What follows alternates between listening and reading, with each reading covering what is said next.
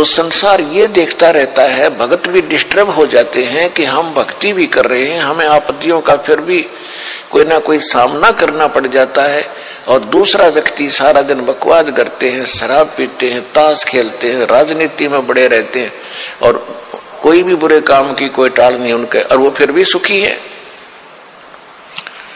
तो इसको देखकर विचलित ना होना, परमात्मा के बताए इस पॉइंटों को, बिंदुओं को ध्यान से सोचना।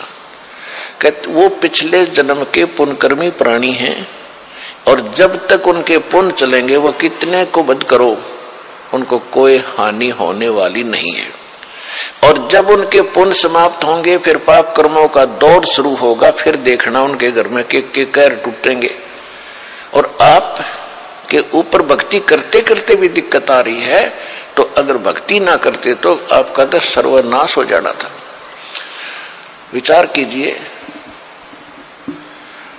जैसे आप जी ने सर्दी के मौसम में कंबल ले रखा है या स्वेटर पहन रखी है और सर्दी फिर भी लग रही है, तो ये ना सोचना कि आप उस स्वेटर ने आपका बचाव नहीं कर रखा। अब जैसे यहाँ भक्त कई कहते हैं जी हमने पाठ भी करवा लिया, जोत भी बोल दी, चौथी हाजरी भी लग गई, अभी तक हमें कोई विशेष लाभ नहीं हो पा रहा। ये तो हो ही नहीं सकता कि जब आप इतना कर्म कर रहे हो भक्ति का तो कोई लाभ ना हो। ये तो आपकी अनजान सोच है, बालक बुद्धि है। अब जैसे सर्दी का मौसम है, किसी ने स्वेटर पहन ली और फिर भी उसको सर्दी लग रही है, तो ये ना सोचना कि स्वेटर ने अपना काम ना कर रखा। स्वेटर अपना काम कर रही है, लेकिन सर्दी अधिक है तो उसके लिए जर्सी और पहन ले ऊपर के, और उसके बाद भी सर्दी महसूस हो रही है तो कंबल ओढ़ ले। यानी ये नहीं है कि ये कहना कि मैंने जर्सी भी पहन ली फिर भी सर्दी का लग रही हाथ पैरों को, तो ये तो अनजान व्यक्ति कहेगा जिसने इस प्रोसेस का पता नहीं, भगवान के मार्ग का ज्ञान नहीं। तो जो आप पुण्य कर रहे हो और विधिवत कर रहे हो, पूरी विधि यहाँ पर प्राप्त है। गुरु जी के बिना दान करना व्यर्थ है।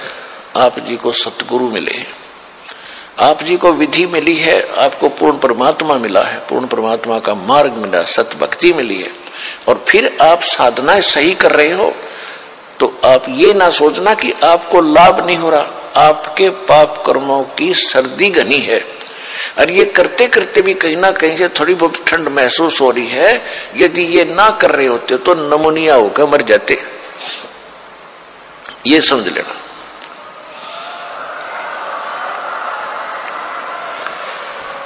तो इस तरह आप जी ने अपने इस भक्ति सफर को डिस्टर्ब नहीं होने देना, जो मार्ग बता दिया इस पर चलते रहना, घर पहुंच जाओगे, सारे सुख होंगे, यानी अपने सतलोक चले जाओगे, और यहां भी राहत बहुत मिलेगी। तो इसी प्रकार जो ऐसा कहते हैं वो बालक है।